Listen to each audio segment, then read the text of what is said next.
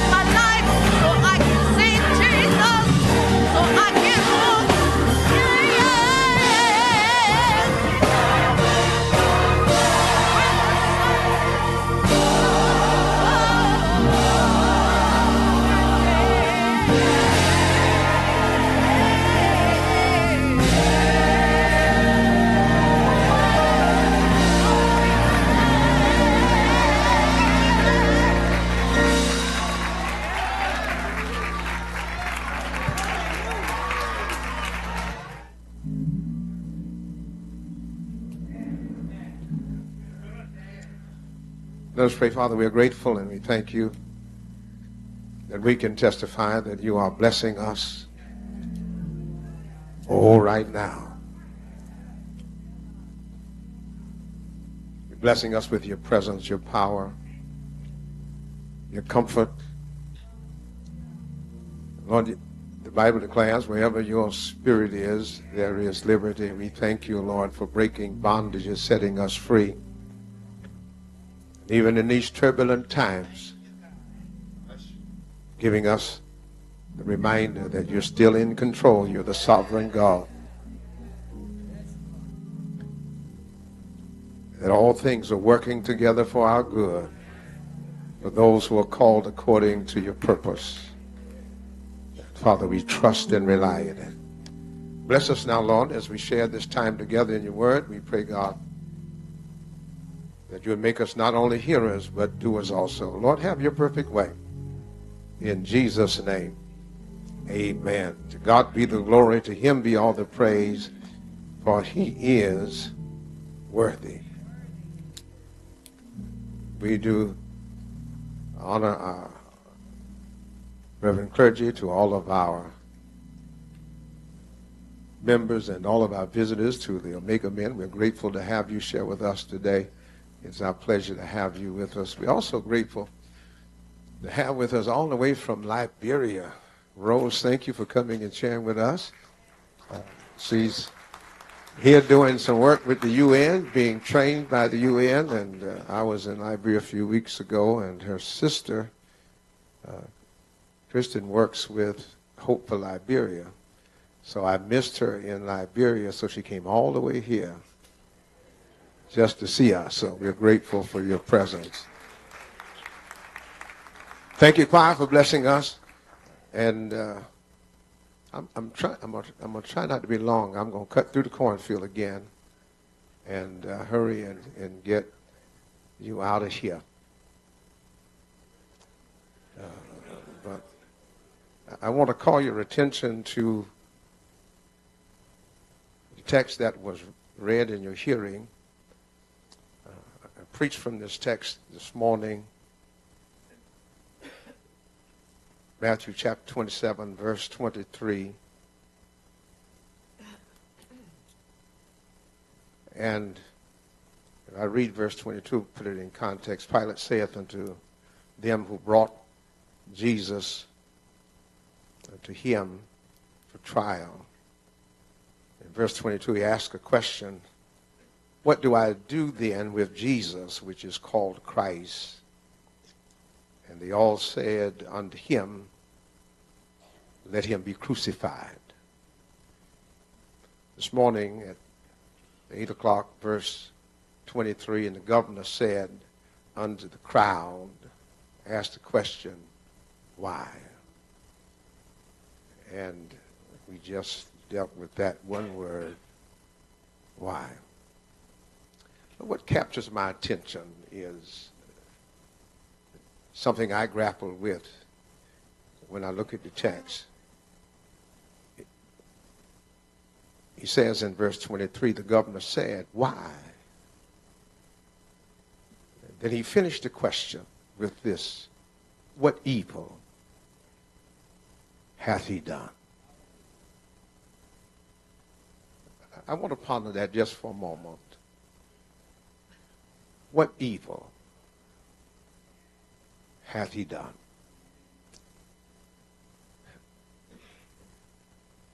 There's a lot of people that you know that people say a lot of things about them. People you know and people you might be friends with. And it might be some gossip. It might be something you see on social media about them, and you know them in a different way. And you have to ask the question, what evil have they done? I took my wife out to dinner the other night, and I walked in, and as soon as I walked in the door, someone accosted me and start talking to me about politics and start saying to me what the Republicans say about me. And I want to know I was very disinterested.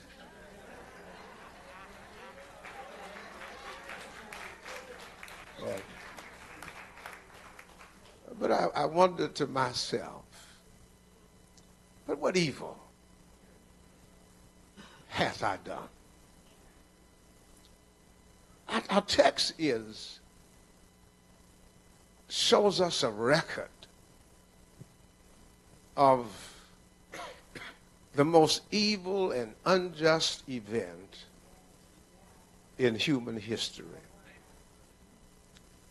It's hard to believe when you read it that men can be so calculated in their cruelty.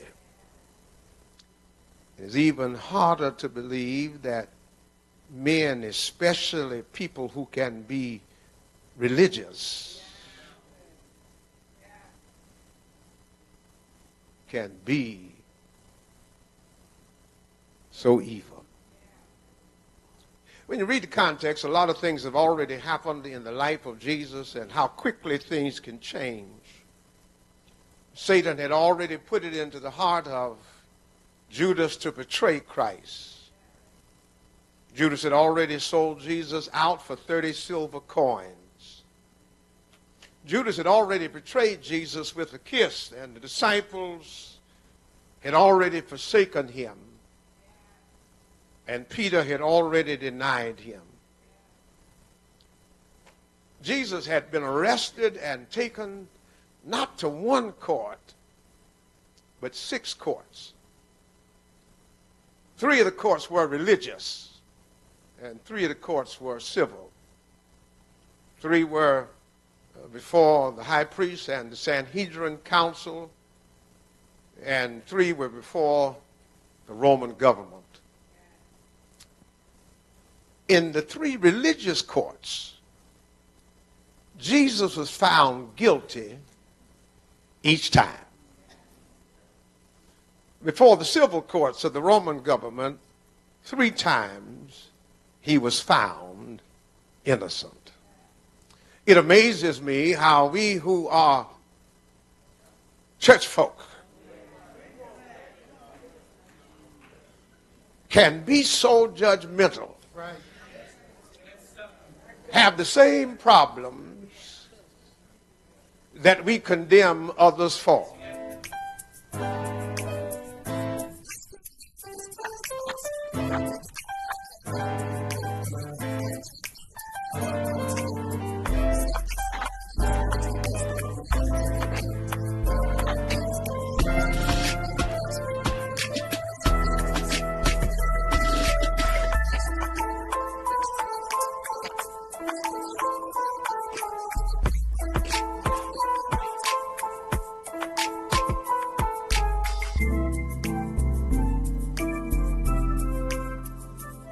My name is Reverend Collins Day. He's the pastor of the Second Baptist Church in Atlantic City, New Jersey. If you're looking for a church home, a place to reconnect, a great place of fellowship, join us at Second Baptist Church here in Atlantic City, where everyone is welcome and the love of Christ is alive. Our Sunday worship services are 8 a.m., 11 a.m., and don't miss our evening 7 p.m. hour of power, a dynamic time of praise, worship, and encouragement. Midweek, refuel your spirit with corporate prayer. Wednesday at 11 a.m., Newsday service at 12 p.m., Bible study at 7 p.m. We're located 110 Reverend Dr. I.S. Cole Plaza, Atlantic City, New Jersey. Call us 609-348-3580 or email us at secondbaptistac@gmail.com. Please come. We're looking forward to having you. You'll never be the same. Find us if you like on Facebook or YouTube, and we'll see you at Second Baptist.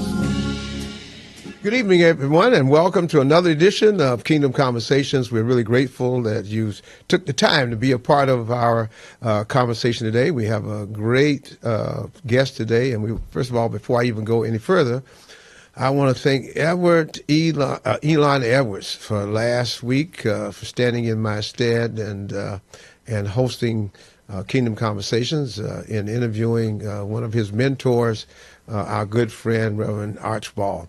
And it was a really great interview, and I hope that you were blessed and enjoyed it. And I want to welcome today our guest, who has some very interesting information that all of us need to be aware of. Greg Sayer, Vice President of Solid Waste at ACUA. Welcome, Greg, to Kingdom Conversations. Thank you very much. I'm happy to be here. Greg, everybody in the county, we are beneficiaries of the work that you do, the great work you do at ACUA, Solid Waste. That's the garbage collection and disposal for the county. And so he is the VP, the man in charge. And we're talking to the head honcho, or one of the head honchos for waste management. And so we want to just tell us a little bit about it and how long you've been a part of ACUA. So I've been there coming on 20 years in April. So it's hard to believe it was gone that quickly, but I started out actually in the scale house, weighing the trucks that come in, and eventually moved up into sort of project management, and through there into the maintenance department a little bit, and then director of operations, and just this past year was promoted to vice president of solid waste. So 20 years experience throughout the organization, touching on a lot of different things of that we do. So, for those that aren't really aware of what goes on at the ACUA, you see our trucks probably around the county picking up your trash and your recycling, yard waste, that sort of stuff. We operate the landfill for the county, and also a recycling center, a compost facility at that site. We have a wastewater plant also, which you see in Atlantic City with windmills. That's kind of a little more visual that people know about that place. They don't necessarily know it's a wastewater treatment plant, but that's what it is. But I'm on the solid waste side. So we take in all the trash and recycling that come in from the county. And, a lot of people, you put it at the curb and it disappears, right? It's one of those magic things that we're really blessed with in the United States, that we don't have to think about it. You put it all in a big can and it goes away, and hopefully we're sorting our recycling out. We sometimes do a good job with that, sometimes not, but both those are collected by us. We take the recycling in, we ship it up to Tinton Falls. Mazda Recycling is currently our partner, and they process all the materials up there, separate the glasses and the plastics and all that sort of stuff, and send them out to markets.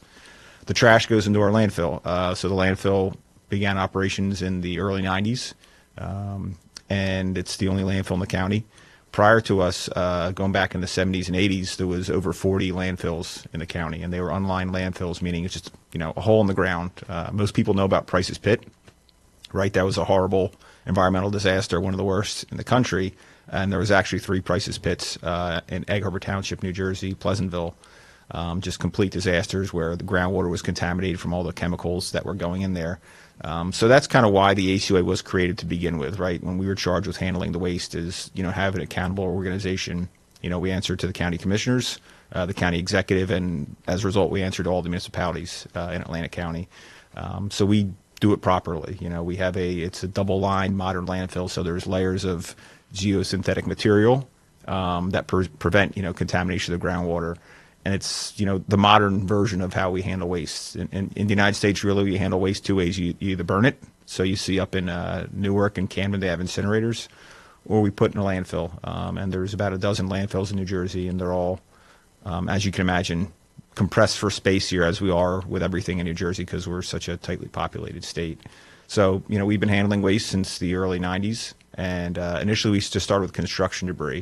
What that means is, you think of brick and concrete, that sort of stuff, blocks and wood, because our site is very close to the Atlantic City Airport. And most people don't kind of think about this combination, but if you have a lot of food waste out, it attracts birds. Think out of a dumpster outside McDonald's, there's always seagulls there. So we couldn't put the putrescible waste, the food waste, in our landfill at first because we didn't want birds around the airport. Obviously, everyone knows that you get a bird strike on an airplane, that is not very good. But after several years, we kind of came up with the idea of let's do it at night. The birds are roosting, they're sleeping at night, so they won't be attracted to the waste. And it's been a very successful project for us since the early 2000s that we've been doing it. And we did it on a temporary demonstration basis first. We had a wildlife biologist come from Canada, from the DEP, Department of Environmental Protection, gave us instructions on who we actually need to hire, along with the FAA. They kind of gave us all input.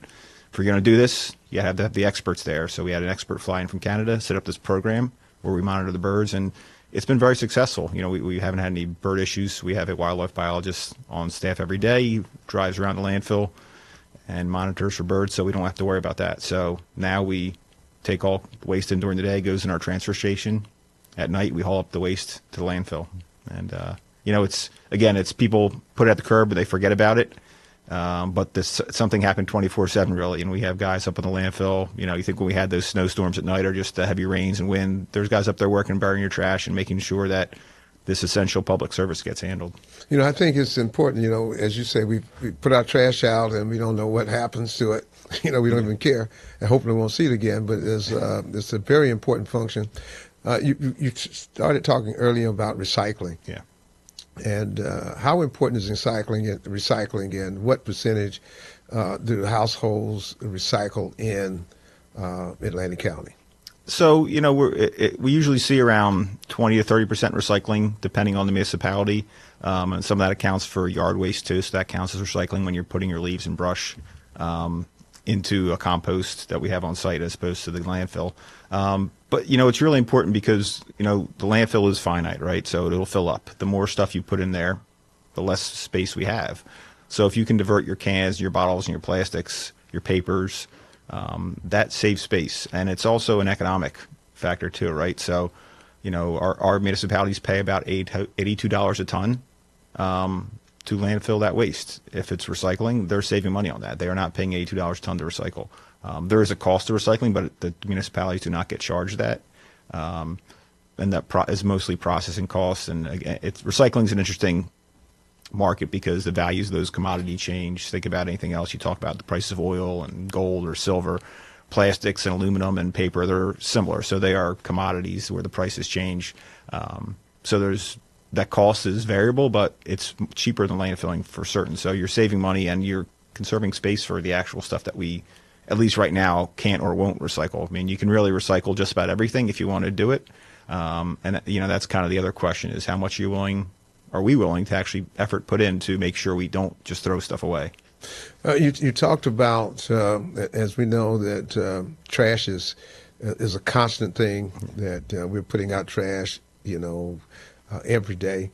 And the landfill is finite. What is the plans and what is the lifespan of our landfill?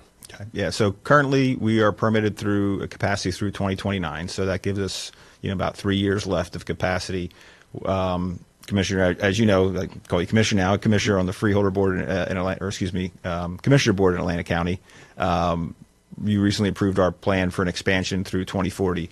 That still has to go through the Department of Environmental Protection. They'll review it on the technical aspects.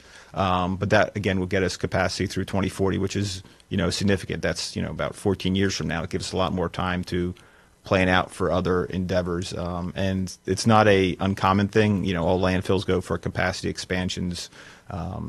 Burlington County just had one last year, so it happens pretty frequently. It's not the first time we've done an expansion of our landfill, and in reality, the landfill expands every day. That, you know, the more trash you put on it, and so this expansion it's pretty much straightforward. So we're going 40 feet higher.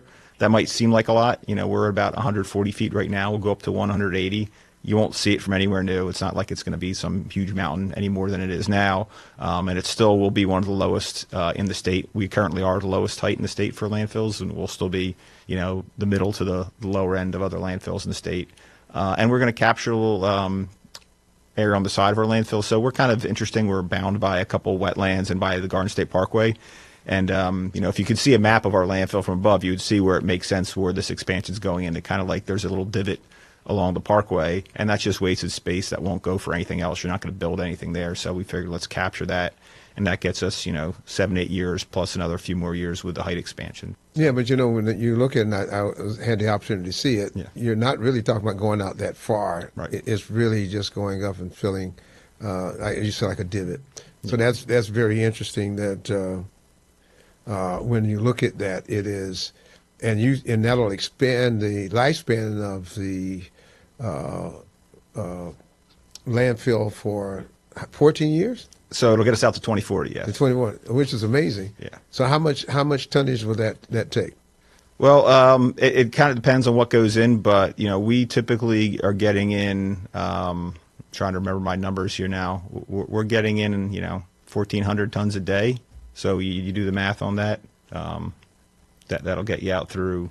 That's a lot of trash. Yeah, through 2040. But you also have some very interesting and unique and innovative things that's happening at the landfill that I think people need to be aware of.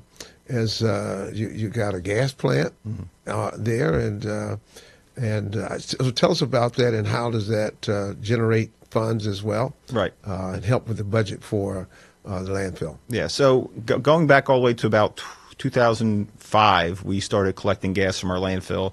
And that was sort of a voluntary thing. Now, what kind of gas is it? Yeah, you say gas. What type of gas? So, when you think about trash, if it sits for a while, it breaks down. It's an anaerobic process, meaning once it's out of oxygen, these bacteria start breaking down all the waste in the trash. And it's mostly carbon dioxide and methane, and there's a couple other trace gases in there as well. Hydrogen sulfide is sort of the thing that you would smell, that rotten egg smell. And that's kind of what also the gas company will put into pipes, so if there's a gas leak. But there's some other trace gases in there, but it's mostly methane and carbon dioxide.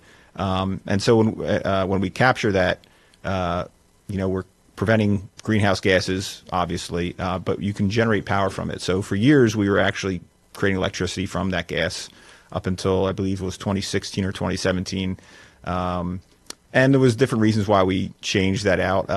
There was the lifetime on the engines kind of reached a certain point, and the economics on that project weren't quite as good as they were when it was initially started. And we had, even prior to that, we had looked at, some of the gas we still had was generating called renewable natural gas. So what that means is you take that gas that's coming out of landfill and you clean it up. You're stripping out everything else besides the methane for the most part, and then you put it in the pipeline. So that went online actually this past fall in October. The facility went online, and it's been great for us. So we're expecting to have somewhere between $1 to $2 million a year in revenue from that, which would be incredibly helpful for our organization. To help fund different endeavors that we do at the landfill. And it's basically you're talking like a 98%. Reduction in emissions from the landfill with that too. So you think that gas is no longer being directly vented to the atmosphere. It's no longer being burned through a engine on site or through a flare on site. It's going into the pipeline and just replacing other gas in your homes. Really? And so how much gas is actually being produced from the landfill? So there's a term we use. It's called standard cubic feet per minute. It's a industry gas term, and we're typically about 2,700 SCFM. So that's how much gas is constantly flowing from the landfill into this system. And the thing I also neglected to mention was our collection trucks. If you see them out on the road, they run on natural gas. So that means now the gas that is produced from our landfill, which is originally trash, goes and fuels those trucks. So those trucks that are picking up your trash are fueled by that trash that was sitting in the landfill for 10, 15 years. Wow. So what's the lifespan of the gas production for, and how long does it take for the trash to break down to make gas? Yeah, so it all depends on the material, but there's something called a landfill gas curve, which, if you think about a graph, it's like a 15-year that it goes out. So you put your waste in the landfill, and then for about 15 years it's still producing gas, and it'll be a sharp increase at first over the years and slowly decline back down. But it's, let's just say you stop the landfill, whether it's in 2040 or some other date, 15 years it's still going to be producing a significant amount of gas. But even after that, there's still gas produced. So Pinelands Park landfill, which some people might know is McCullough's Golf Course over in Egbert Township, that was an old landfill. We currently maintain that now, and that shut down over 30 years ago and is still producing small amounts of gas that we have to manage. Really? That's interesting. Yeah. So in terms of, you guys have been very creative and really on cutting edge of management of landfill. What are some of the other things that you guys are doing? And you didn't talk about in terms of what kind of income is the gas generating for Atlantic County? Yeah. Well, so as far as income, it's, roughly we're expecting $1 million to $2 million per year. Like I said, it just went online in October, so we'll kind of see what that looks like, but that's our expectation. And again, that keeps our rates low for municipalities and residents in the county.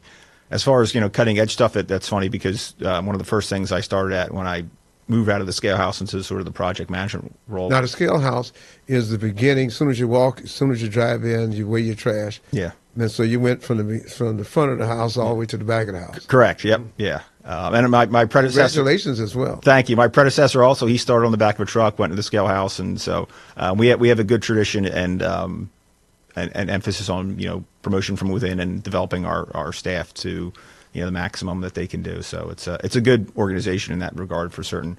But so I had started when I started in the office. There was a joke, well, Greg's going to be the only one here by the time the landfill closes, so he's going to be the one, responsible for researching these different types of technology and what we can do replacing landfill. And our president too, Matt D'Onofrio, who started around the same time as me, he and I traveled to different places and looked at different technologies. And so, you got a lot of technologies out there that are sort of these magical black boxes where they tell you, hey, you put everything in there and we'll zap it and it'll turn into, like rainbows and energy on the other side. And that's all well and good, but everyone knows with their trash, right? You're throwing everything in there. So, my refrigerator kicks the bucket and all of a sudden the food goes bad. I'm throwing that in there. Someone else is cleaning out their garage and they're throwing out some old trophies or, whatever. It's not all the same, right? And so handling that material is very difficult.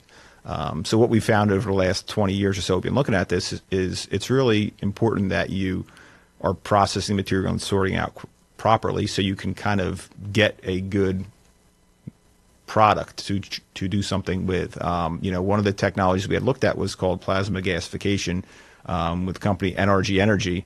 They're one of the largest energy companies in the United States, and what they had thought was, hey, we buy gas and oil and stuff to produce energy. What if someone paid us to take trash and we made energy from that? So they were kind of bullish on that idea, and this technology called gasification, which used basically almost like think about lightning, and it was so hot that it stripped all the molecules up and created energy from them. And we got very close with them on doing a project, a demonstration project. It's tough because New Jersey Department of Environmental Protection is very strict, right? So they want to make sure we're doing everything right. They issued us solid waste permits, but they weren't inclined to issue us an air permit because they weren't sure what comes out the back end, right? And that's important because you never know. So after several years, we kind of pulled the plug on that one. We couldn't really find ourselves anywhere. But we've issued a couple requests for proposals since then, and we're in the process now. We'll be accepting proposals actually the end of this month on April 1st for another waste conversion project. So we started this way back in, I want to say 2024, issued a request for qualifications to the entire country, submit sort of general ideas of what you want to do and your history as a company. And based on that, we qualified 3 vendors, and those vendors then submitted a proposal, and those proposals will come in April 1st. So we'll see what's available. Like I said, as we've been through this over several years and iterations, what we find is it's really important that the waste gets processed. So a lot of these technologies think they can handle the waste, but they don't think about the processing ahead of time where you're separating stuff out so you get the right mix of material. And we've seen more emphasis on that now. We've seen companies that come in and understand that, and they're not necessarily as whiz-bang magic science. They're more like, let's put the work in and getting material the way we want it to be, and then do a more basic thing where you're taking maybe the fibers, the food waste, and handling it in more common methods. So food waste is a big thing. A lot of other countries, and even in the United States, you see other areas where they're focusing on food waste diversion. So just like we recycle plastics and metal, keeping your food waste out of the trash is an easy thing to do. And then you can just basically compost that. You can have indoor composting for that. You can create soil and then that renewable natural gas out of that. So could be something like that comes out of this process for us. We'll see what comes back with the proposals. But that's something that, we're very cognizant of and we want to see go forward is getting more things out of the landfill and doing a better job of actually managing the waste instead of just throwing it in a hole. Greg, with all the stuff you're doing in terms of forward thinking as relates to landfill, there were some rumors at one time or some efforts to talk about a transfer station of the trash, and I would guess that means that you would shipping the trash to other localities other than the county landfill. How would that impact? It wasn't that popular. I don't know if that's still on the horizon or not. So could you talk about that a little bit? Yeah, so there's a couple factors in play there. For starters, there's a policy in place called waste flow, which is in place in many counties in New Jersey, which essentially says, you handle the waste at a specific site in your county, and then that's important, right? Because you want to be sustainable. You want to make sure the waste we're creating, we're going to take care of it properly here. And, in the past, we did transfer waste out before the landfill was finalized. We were sending some waste out. Like I mentioned, at first we were only disposing of construction debris. We were sending out the municipal waste other places. And originally we were supposed to be sending all of our waste to an incinerator in Mercer County, which never got created. But, when you talk about sending waste out now, it's important to realize there's a couple factors which make it difficult. For one thing, the economics. Right now residents pay through their municipal rates about $82 a ton. We've investigated, because we know the landfill has a limited life. We said, well, what would it cost to ship us out? And some of the quotes we got back were, $170 a ton. So you're talking over double the cost. We're sitting here in Atlantic City today. Atlantic City pays roughly $450,000 a year to dispose of their waste, municipal solid waste. If that was shipped out somewhere else, that would be double. So you're talking, close to $1 million as opposed to less than $500,000. That's a big budget item for municipalities. And so we talk with our municipal counterparts every year when we have budget meetings, and we go through this with them, and they really understand that. Every municipality is hurting right now, whether it's healthcare costs or just rising costs for their workers. It's the budgets are tight, so we're very cognizant of that, and we do everything we can to keep our rates low. So when you ship it out, that costs go up. But also an important thing to realize is we're accountable. So if there's a problem, we go before the commissioner board. We talk to the county executive. We talk to the municipalities. I live in Absecon. We had a meeting in Absecon where they came and the public had lots of questions for us because we're a public entity. Once that goes away, that accountability disappears, right? So accountability on rates, accountability on how we're handling it. If you ship that waste somewhere else, ultimately the origin of that waste is still responsible, whether it's the county or the municipality. That goes to a landfill in Pennsylvania, Ohio, and there's an issue there. That bill for cleanup, if there's an issue, comes back to the municipality. Everyone knows the story of that garbage barge that, left New Jersey and just sat off the coast for years. And, yeah. So. That just never would get anywhere, never would disappear. Right. Now, tell us what happens with the trash, because, there's a lot of people that's never been to the landfill. Mm-hmm. I've been there taking, just garbage that I had piled up at the farm or somewhere. So what happens when it leaves the house? What happens to it? Okay. So, you put out your front curb and our trash trucks come around and collect it, right? And then the trucks take it to our transfer station. So we have a large building. They're dumping on it's called the tip floor there. They dump it in there. We got equipment that's pushing it up so we have room for all the waste that comes in, makes a nice pile. And then once we get to sundown, we have a separate crew comes in. They're loading those trash bags and everything onto what we call ukes. They're articulated dump trucks. Think of, like heavy yellow equipment that's in quarries, that sort of thing. And they climb up on the hill and they go on the landfill and they're dumping that waste into the landfill at night. And then we have other equipment up there like compactors and dozers, which is, again, compacting the trash, smushing it down so we get it as tight as possible on the landfill working face. And then at the end of the night, we're making sure we cover it all with material. Dirt, we use both what's called clean fill, which is, clean dirt you might use for any project, but also we'll use contaminated soils as long as it meets certain specifications. So think about material from a gas station, right, that's contaminated. We can use that actually uncover on the landfill as long as it meets certain specifications, which helps us save money because, instead of paying for clean dirt, we're getting paid to use some of that, we call it dirty dirt in the industry. Well, you're talking about all the different aspects of moving. That sounds like there's a varied jobs through landfill, because a lot of times all we see in the community are, the trash trucks moving, and some of them are picking up trash automatically. Some people are, are actually going and get the cans.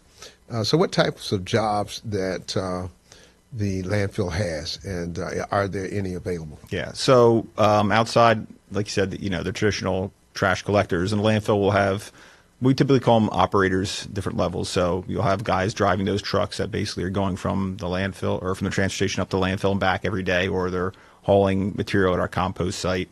It's in basically a large dump truck they're driving around. Then we have higher level operators, which are grading the landfill, so making sure it's the proper height. It's grading to make sure the shape and the height and size of the landfill is proper. You have trucks, ultimately moving material around, compactors, which is, a huge piece of equipment to smush that waste down in a very precise manner. And that happens also a lot at night. So that's a very difficult job to do. Those are sort of the main landfilling of the trash jobs, but we also have what we call landfill gas tech. So to collect the gas, we have all these wells on the landfill. And so someone's going around there checking the wells. Potentially they could get damaged during operations from weather, various things, but they're also what we call tuning the wells to making sure they're pulling the gas at the right vacuum. And then we'll have, technicians. I mentioned we have our wildlife staff at the landfill. At this moment, I don't think there are any jobs in the landfill. We have some collections positions opening up, especially drivers and some temporary handlers for the spring. But it's one of the best things is, like I said, I started in the scale house. My predecessor as vice president started on the back of a truck. It is a good place to come in, start out, and move yourself up. We're very big on educating our workforce. So, any position you want to come in, even if you don't have any skills, you can come in as a laborer or handler. So we also have guys around the landfill picking up litter because obviously stuff gets blown around. You can come as a laborer and learn equipment and be on that equipment. Now, one of the things that is you also lay membranes on top of it to hold the trash down and then repack it. Yeah. What happens with the weather this year has been horrendous. I haven't seen it like this, and being cold so long and rainy so well and snowy so long. Yeah. How did that impact your work, not only from trash pickup, but also in terms of compacting it? Yeah, so for trash pickup, obviously everyone saw there was delays, and I would say the good thing is when you have snow, we might be behind a day because we might have to skip the day, but everyone struggles to get their trash to the curb when there's 1.5 feet of snow, so it's easier to catch up on that. At the landfill, it's tough because those conditions up there are never good. When it gets wet, you have mud, and it's just so the equipment is on this slick material, right? So they have to be ultra conscious of not sliding off the working face, not hitting a well.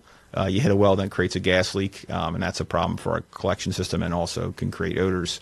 So those are important things to know when that working face is wet and muddy. But also if you get a lot of rain, so going back a few years, we had those periods of heavy rain, and not just a lot of rain, but heavy soaking rain, and that just washes the dirt off, right? So you're constantly having to go back to make sure your material's covered, and that's just an extra step. And we found during that time we got a little extra creative with how we handled it. So we would take some like leaf and brush type material from our compost site and put that on top. That would sort of keep the runoff from happening, which was a good thing we did on the slopes of the landfill. Because if not, you just have washout, and you're constantly moving dirt from the bottom of the hill back up every time it rains off. It washes off with the rain. So we got creative on how to handle that. We'll use what's called temporary capping, which is basically like a big tarp we put down. So if we're finished in an area, we can put a tarp down and sandbags on top, and that helps control the erosion as well. And how do you deal with, making sure the air quality is good for not only the workers, but for the community? Yeah, so like I mentioned, we have wells around the landfill that collects our gas, and, like I said, they're constantly tuned. We have a third-party company, Opal Fuels, who manage our landfill gas system. They do the RNG project for us, and they've been incredibly helpful with their experience in helping us to expand our gas collection system. You have the wells, but you also have something called header pipe, which every well is attached to a pipe, and that pipe eventually goes back to the cleanup system. And when you have those header pipes, you always want to make sure they're in good condition and they're sized right, because as you add more gas, you're piping more gas through those pipes, and you want to make sure they're sized right. So we did some upgrades on that, going from what we call 12-inch header pipe, which think about it as 12-inch wide, to an 18-inch header pipe. Allows more gas to go through. We created some redundancy in our system, so if something happens, the gas can still flow properly. And we constantly monitor the site. Every day we're operating, we have someone out there checking air quality to making sure we're in compliance. It's a landfill, so you're never going to be perfect. There's always going to be smells. You open up your trash can on a hot summer day, you smell it, right? So it's never perfect, but we are doing everything within industry parameters, and we do best management practices nonstop. And there's something we have called an odor management plan, and that's something that usually is typically triggered if you have a couple days where you're over your odor limits. Then we trigger, a couple different things we do. But the reality of how we operate is we do those things daily anyway. So we're not just waiting for there to be a day with high odor. We are constantly doing the things we would have to do every day, checking all of our wells, checking all of our sumps for the liquid in the landfill to make sure everything's the way it needs to be. So tell me, what fun things happen in the landfill? Is a funny thing happen on the way to the landfill? Funny, well, all sorts of stuff. There's sad stories about people just throwing away the wrong things. Whether it's a wallet, which obviously you might lose some money, but you'll be able to get your credit cards back or whatever. But wedding rings, that sort of stuff. And we've had people call and say, hey, I live in Mullica or I live in Egg Harbor Township, and I threw this away. And if it's we're the ones that happen to collect it, so there's at least half a dozen municipalities that we collect the trash in. If we know where they threw it away, we can say, all right, well, it's on this truck. And when that truck comes in, we can dump that truck in a special spot, and we'll say, look, you can sign a waiver and come dig through the trash, and they'll find it sometimes. So oh, really? Stories, so they actually, you single out the truck. Yeah. I thought you would say you were going to go through and find it. So you no, and you allow them to come and go through the trash. Yeah. So we obviously make sure safety wise, they're away from all the equipment, and they have to agree to be what we're watching, make sure not doing anything dangerous. But we'll kind of let them go through and look to see if they could find it. And people have found stuff that they've lost in there for certain. Yeah. Are you serious? Absolutely. That's like looking for a needle in absolutely in a garbage pile. It is. That's exactly what it is. But it's happened sometimes, and we're glad when there's a good outcome at the end. Well, I don't know if there's a good outcome at the end. I can imagine how many showers they have to take after they go through all the trash, but that's interesting. Yeah. So if someone would like to at least explore the possibilities of working for the Atlantic County landfill, how would they go about it? So you can go onto our website, acua.com, and fill in an application. We take applications all the time, whether we're hiring or not. This way we have, a good pool of candidates to put through. So I would suggest going on there. We update every time we have a new position. Like I said, currently we are looking for drivers for our collection trucks, and we're starting to staff up seasonal for the summer help as we obviously get a little busier here in Atlantic County in the summer. Even, like I said, starting as a temporary summer help on the back of a truck can lead to a full-time job in operating heavy equipment on the landfill if you put the effort in. We see that a lot, and that's always, I love sitting in interviews and promoting people from within, and especially seeing the guys and gals who put hard work in. They're working extra, they're putting overtime in, they're learning, and it's a nice feeling to see them put the effort in and succeed, and us being able to promote them. So that's one of the things I love about my job is when we can do that. Now you have some upcoming events coming up right Yes. now since the weather's getting warm. You normally have some large events there at ACUA. Yep. Tell us about it. Well, thanks for that, because I had to plug it anyway. So we have our annual Earth Day celebration. I think we're well past 30 years we've been doing this now. And it'll be April 26th, Sunday, 10 to 4. So there'll be vendors there with lots of educational material and fun things for the kids to do. We do tours of our sewer plant as well as the landfill. You may be able to get a tour from me. I'm trying to avoid that. I thought I got out of tours. I thought as vice president I could pick one and choose what I wanted to volunteer for, but apparently not. I still have to do those tours. But it's actually fun. You go on a hayride up to the top of the landfill, which is actually the highest point in Atlantic County, so you can see Atlantic City from there and the airport, and kids will throw hay at each other, and they seem to enjoy it. And some people listen to the information, some people don't, but it's a good time.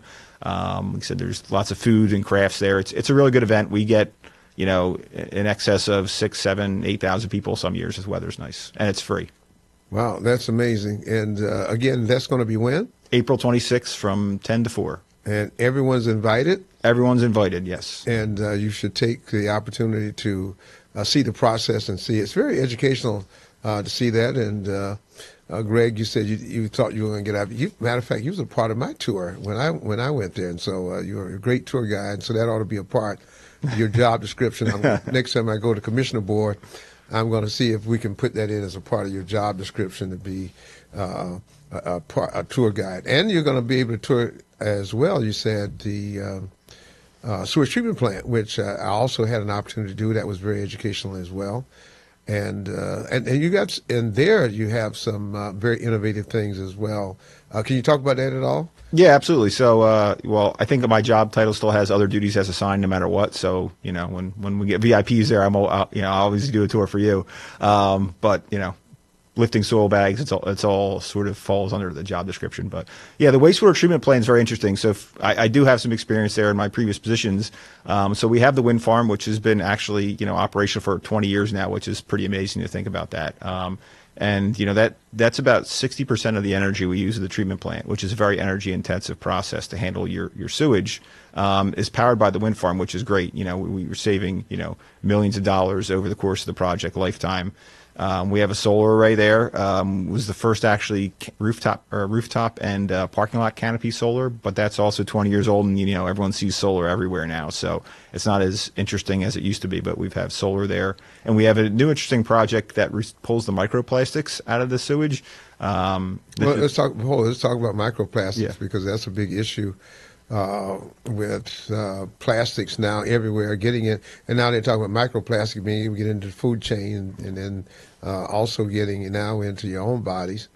And you have a program that's very innovative in pulling the microplastics out of the sewage treatment water, right? Correct. Yeah. Tell us a little about that, and without being so technical that we don't Sure. understand. Well, I won't be able to be technical because that's the sewer side, I'm the trash side, so I can explain it as best as I know. Right. So, when you think about even a water bottle, right, that's in a plastic water bottle, eventually that plastic degrades a little bit, and little bits of plastic get in that water or other food containers.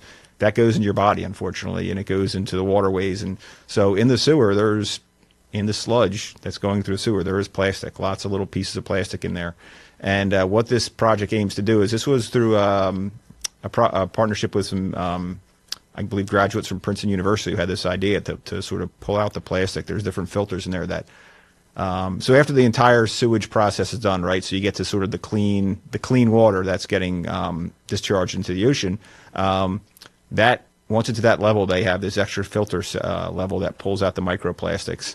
And it's only at a sort of demonstration, small-scale project now, but we're actually looking to upgrade that to a larger scale. And I believe we're sort of working with them to kind of maybe potentially help locate that new company here in South Jersey.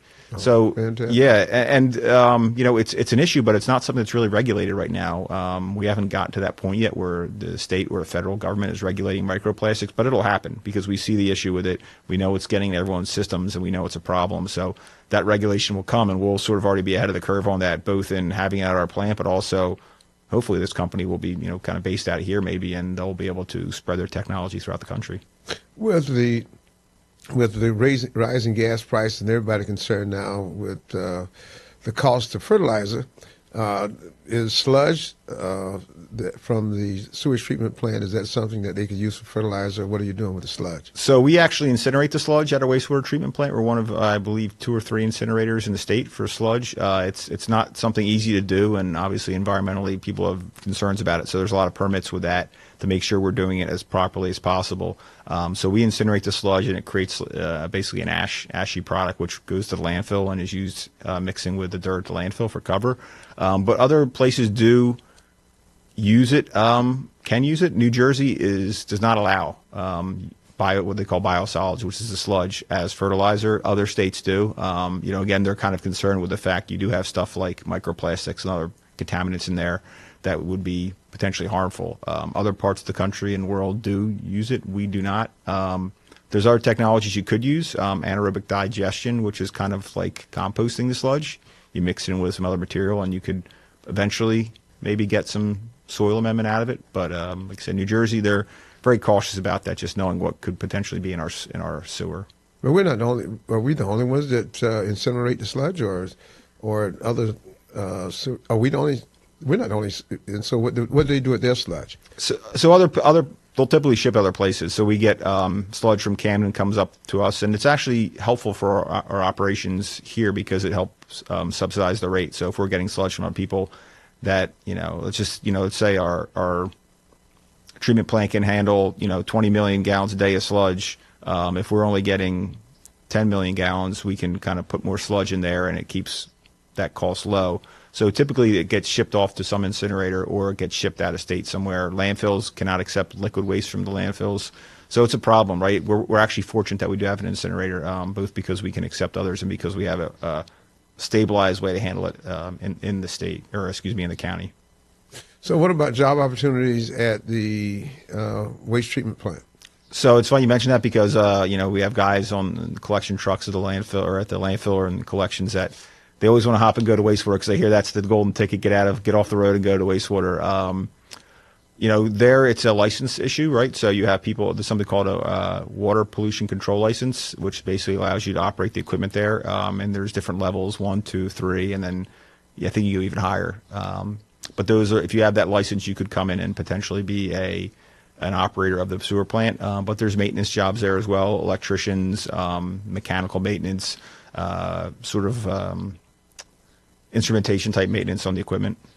So totally, how many does both the waste treatment plant and the landfill, how many are employed there? I believe we have about 250 people. Yeah. Oh, that's a pretty good number. Yeah. Great number. Well, Greg, I want to thank you so much for coming to be a part of our program. And what you said was very enlightening and informative. And we look forward to the Earth Day and invite everybody to come and be a part of it. You got some free food and free games and a free tour of both facilities. How do they get from one facility to the other one? Is they going to provide transportation from? Yeah, we have a bus that'll take you over to the wastewater plant. Okay, well, that's good to mention. That you can do all of those things, and is very, very informative, and you'll be very surprised and impressed with the workers and the plant and how they operate. I was very impressed when I took a tour as well. Greg, what would you like to give some final words to our listening audience? We'll give you that opportunity now. No, thank you. Yeah, so please come out on Earth Day, April 26th, 10 to 4 at our landfill in Egbert Township. Love to have you. Hopefully the weather's great. I know the kids always love it. And, as far as solid waste, I'd just say, just remember when you put it out the curb, it goes somewhere, right? So if you can avoid throwing it away, Donate stuff if you can, reuse it. Backyard composting if you can for your food waste. There's a lot of ways to reduce the amount of waste you produce and, kind of get back to a more sustainable lifestyle. Well, I thank you so much, all of you, for tuning in again to Kingdom Conversations. And I want to thank our guest today, Greg Sayer, for coming and taking his time to be a part of this. And like he said, if you are interested in either one of those as a career, please look at their websites from the ACUA. Thank you again for sharing with us today, and we look forward to seeing you and hearing you same time, same place, Kingdom Conversations. God bless you. And that wraps up another powerful episode of Kingdom Conversations, where faith meets life and purpose is revealed. We pray today's dialogue stirred your spirit, sparked your thinking, and strengthened your walk with God. Remember, the kingdom is not just a place where we're going, it's a way of living here and now. So stay rooted in the Word, stay connected in the community, and stay bold in your faith. If this episode blessed you, don't forget to like, share, and subscribe. Join the conversation online and help us spread the kingdom message far and wide. Until next time, keep seeking, keep growing, keep walking in kingdom purpose. God bless you, and we'll see you next time on Kingdom Conversations.